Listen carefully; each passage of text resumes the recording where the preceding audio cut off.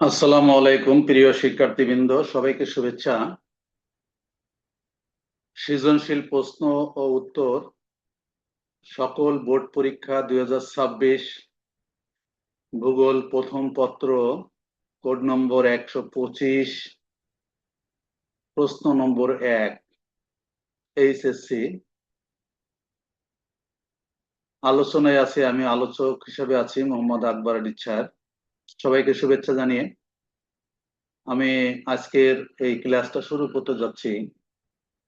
বিশেষ করে এবার সকল বোর্ডে একই প্রশ্ন হয়েছে এবং সব প্রশ্নগুলো, সৃজনশীল প্রশ্নগুলোর উত্তর আমি সঠিকভাবে দেওয়ার চেষ্টা করব। আশা করি আমার এই ক্লাসটা অনুসরণ করলে, দেখলে অনেকে উপকার পাবে। তাহলে আমি ক্লাস শুরু করতে যাই।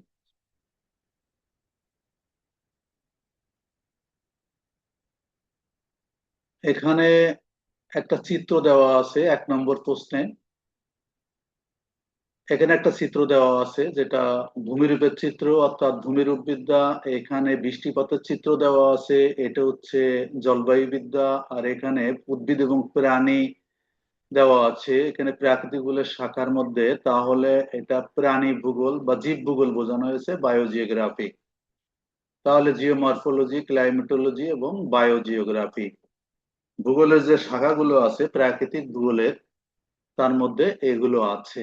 এই নিয়ে আজকে, এটা কিন্তু এবার প্রথম সিলেবাস, মাঝে এই অংশটা ছিল না। 2026 সালে আবার এটাকে দিয়ে দিয়েছে। প্রশ্ন হচ্ছে, ভূগোল কাকে বলে? সমুদ্রবিদ্যা বলতে কি বোঝায়, ব্যাখ্যা করো।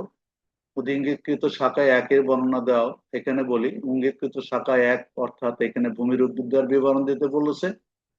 ইঙ্গিতকৃত শাখা 2 ও 3-এর পার্থক্য বিশ্লেষণ করো। এখানে 2 হচ্ছে জলবায়ু বিদ্যা এবং 3 হচ্ছে আহ জীব ভূগোল। এই জলবায়ু বিদ্যা এবং জীব ভূগোলের মধ্যে পার্থক্য বিশ্লেষণ করতে বলছে। তাহলে আমরা একটু আলোচনায় আসি। প্রথমে আসি যে ভূগোল কাকে বলে। পৃথিবী এবং তার অধিবাসীদের বিভিন্ন ভাবে ভূগোলের সংজ্ঞা দেওয়া যেতে পারে, তবে এখানে সহজ একটা সংজ্ঞা দেওয়া হলো। পৃথিবী এবং তার অধিবাসীদের বর্ণনা হচ্ছে ভূগোল বলে। সহজ কথায় মানুষের আবাসভূমি হিসাবে পৃথিবীর বিবরণী হচ্ছে ভূগোল। এই ভূগোলের সংজ্ঞা এমন ভাবে দিতে হবে এমন কোনো কথা নাই, অর্থাৎ বিভিন্ন ভাবে ভূগোলের সংজ্ঞাটা দেওয়া যেতে পারে। তারপরে আছে, সমুদ্রবিদ্যা বলতে কি বোঝায়, ব্যাখ্যা করো। প্রাকৃতিক বলে যে জায়গায় পৃথিবীর সাগর, মহাসাগর, উপসাগর সমূহের অবস্থান, গভীরতা, সমুদ্র তলদেশের ভূপ্রকৃতি, সামুদ্রিক স্রোত, জোয়ার ভাটা, সমুদ্রের জলরাশির ভৌত রাসায়নিক গুণাবলী নিয়ে বিস্তারিত আলোচনা করা হয়, তাকে সমুদ্রবিদ্যা বলে। এখন তোমরা এটাকে বিভিন্ন বইয়ে বিভিন্ন প্রকার সংজ্ঞা দেওয়া থাকতে পারে এবং সেটা আলোচনা করলেও হবে। এটি মূলত পৃথিবীর বায়ুমণ্ডলের সামগ্রিক অবস্থা ও তার সাথে মানব জীবনের সম্পর্ক ব্যাখ্যা করে। এইটুক লিখলেই কিন্তু 2 নম্বর পাওয়া যাবে। এইটুক যদি কেউ লিখতে পারে, এখানে আসলে জ্ঞানটা যদি সে ধরতে পারে, সমুদ্রবিদ্যা তো বলাই রয়েছে এবং তা যদি ব্যাখ্যা দেওয়া যেতে পারে, তাহলে 2 নম্বর পাওয়া সম্ভব। এবার আমরা 3 নম্বর প্রশ্নে আসি, নম্বর প্রশ্নে আসি। সেটা হচ্ছে যে, নম্বর প্রশ্নে কি আছে? উদ্দীপকে ইঙ্গিতকৃত শাখা 1 ভূমিরূপ বিদ্যা নির্দেশ করে, জিওমরফোলজি নির্দেশ করে। এই জিওমরফোলজির সংজ্ঞা যদি আমরা দিতে যাই, ডেফিনেশন অফ জিওগ্রাফি, ভূমিরূপ বিদ্যা হলো ভূত্বকের উপরে ভাগের আকৃতি বা অবয়ব এবং এর পরিবর্তন প্রক্রিয়া, প্রক্রিয়ার বৈজ্ঞানিক আলোচনা। এটি প্রধানত পৃথিবীর বিভিন্ন ভূমিরূপের উৎপত্তি, গঠন এবং এদের বিবর্তন নিয়ে কাজ করে। প্রথমে সংজ্ঞা দিলাম। ভূমিরূপের প্রধান উপাদান, এই ভূমিরূপ বিদ্যা কি কি নিয়ে আলোচনা করে? এই বিজ্ঞান প্রধানত নিম্নলিখিত ভৌগোলিক উপাদানগুলোর সৃষ্টি এবং বিকাশ নিয়ে আলোচনা করে। এখানে একটা চিত্র দেওয়া আছে, এটা ভূমিরূপ বিদ্যা। কোথাও পর্বত দেখানো হয়েছে, কোথাও সমভূমি দেখানো হয়েছে, কোথাও মালভূমি দেখানো হয়েছে, কোথাও পাহাড় পর্বত দেখানো হয়েছে, কোথাও উপত্যকা দেখানো হয়েছে। এইগুলো মূলত ভূমিরূপ বিদ্যার আলোচ্য বিষয়।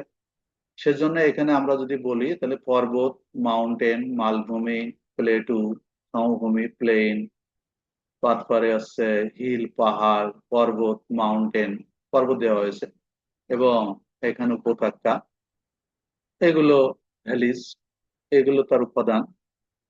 তারপরে আরেকটু আলোচনায় আসি আমরা। এখানে ভূমিরূপ বিদ্যার আলোচনায় আসতে গেলে ভূমিরূপ বিদ্যার প্রক্রিয়া সমূহ, ভূমিরূপবিদ্যার প্রক্রিয়ার মধ্যে যেটা আমরা দেখি, পৃথিবীর ভূমিরূপ মূলত দুইটি প্রধান প্রক্রিয়া অনবরত পরিবর্তিত হচ্ছে। যে ভূমিরূপটা, এটা দুইটা প্রক্রিয়ার মাধ্যমে পরিবর্তিত হচ্ছে, যেটা আমরা সবাই জানি। একটা আভ্যন্তরীণ প্রক্রিয়া, একটা বাহ্যিক প্রক্রিয়া। আভ্যন্তরীণ প্রক্রিয়া এন্ডোজেনেটিক প্রসেস। এই প্রক্রিয়াগুলো পৃথিবীর অভ্যন্তর থেকে কাজ করে। এগুলো হঠাৎ করে পৃথিবীর উপরিভাগে রূপ পরিবর্তন করে দেয়। উদাহরণ: ভূমিকম্প, আগ্নেয়গিরি, অগ্নুৎপাত, ভূ আলোড়ন। দুই নম্বর হচ্ছে বাহ্যিক প্রক্রিয়া, এক্সোজেনেটিক প্রসেসেস। এই প্রক্রিয়াগুলো ভূপৃষ্ঠের উপরে বায়ুমণ্ডলের সংস্পর্শে ঘটে থাকে।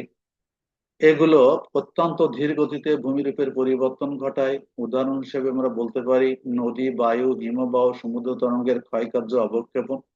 এইসব বিষয় নিয়ে বিস্তারিত এই ভূমিরূপ বিদ্যা আলোচনা করে থাকে।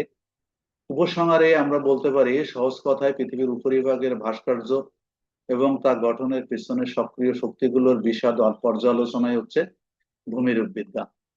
তাহলে আমরা এইটুক যদি লিখতে পারা যায়, তাহলে তোমরা অবশ্যই 3 নম্বর পাবে। অবশ্যই কত পাবে? 3-এর মধ্যে 3 পাবে। এবার আমরা চতুর্থ নম্বর যে প্রশ্নটা আছে সেটা একটু অন্যরকম। সেটা হচ্ছে 4 নম্বর প্রশ্নের আলোচনায় আমরা আসি। মানে ঘ নম্বর প্রশ্নের, 1-এর ঘ নম্বর প্রশ্নের আলোচনা, সেটা যদি আমরা আসি তাহলে আমরা কি দেখতে পাই? উদ্দীপকের চিত্র অনুসারে খ জলবায়ুবিদ্যা, যেটা আমি আগেই বলেছি, এবং শাখা 3 জীবভূগোল এর মধ্যকার পার্থক্যগুলো নিচে একটি টেবিলের মাধ্যমে সহজভাবে বিশ্লেষণ করা হলো। সহজ কথায় আমি বলি, সাধারণত যদি আমরা এটাকে এইভাবে পার্থক্য করে দেই, তাহলে পূর্ণ নম্বর পাইতে সহায়তা করে। প্রথমে জ্ঞান ধরতে পেরেছে, তার 1 নম্বর পেয়ে গেছে। জলবায়ুবিদ্যা ভূগোলের পার্থক্য, এটা হচ্ছে দেখুন পার্থক্যের বিষয়। আমরা এই দুটো তিনটে লিখলেই হবে। পার্থক্যের বিষয় জলবায়ুবিদ্যা আর জীবভূগোল। মূল আলোচ্য বিষয় কি?